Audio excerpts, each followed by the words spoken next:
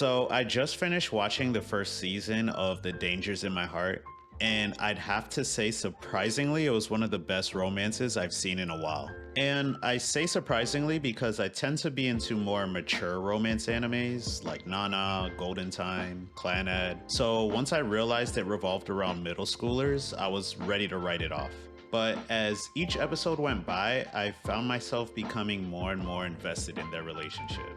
And not to mention, I'd have to say this is the most wholesome anime that I've seen since Chunibyo and Other Delusions. The show follows Kyotaro Ichikawa, who's pretty much this edgy scene kid in class who has a weird fascination for true crime novels, and he even sometimes fantasizes about murdering his own classmates. One of those classmates being Ana Yamada, who's tall, she's pretty, she's popular, and she even models. So the show follows their relationship, them falling in love, and all that good stuff. But what separated this show from your typical romance, slice of life, school anime is not only how wholesome the show is, but also the fact that the show gives a realistic depiction on what the development of a middle school relationship would be like. There's no crazy over-the-top scenes or anything like that. It's simply just watching two very likable characters fall in love with each other. And that's another thing I want to talk about is how likable the characters are, even all the way down to the side characters. Especially Hara and Kanzaki, I could get a whole spin-off series based on their relationship.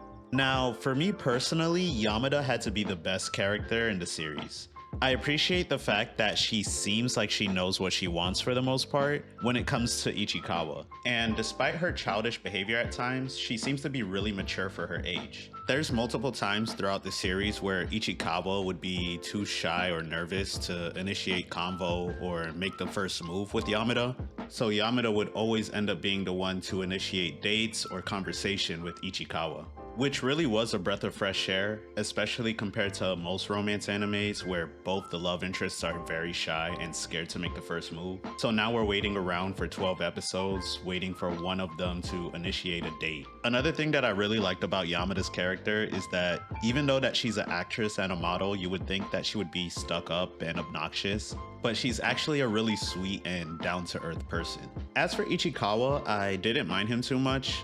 I noticed when seeing other people talk about the series, a few of them were saying that they found him cringy because of his murder fantasies, but I felt like the show made it very clear that this was just an alter ego that he created to cope with the fact that he doesn't fit in with any of his classmates. And for the most part, that whole alter ego was dropped after the first episode. So I don't get people's gripe with Ichikawa in regards to his murder obsession when it doesn't even play a pivotal role throughout the rest of the series. And honestly, let's be real here, we all were cringy when we were in middle school. So let's cut him a little slack. And me personally, I found Ichikawa somewhat relatable because there's numerous times in the series where Yamada would make it obviously clear that she's into Ichikawa, but moments later we'll watch Ichikawa let his insecurities get the best of him and tell himself that she's just being nice and she's like that to everyone, which honestly is something that I personally can relate to as well. I too have had girls in high school and middle school tell me they liked me and showed me all the signs that they liked me,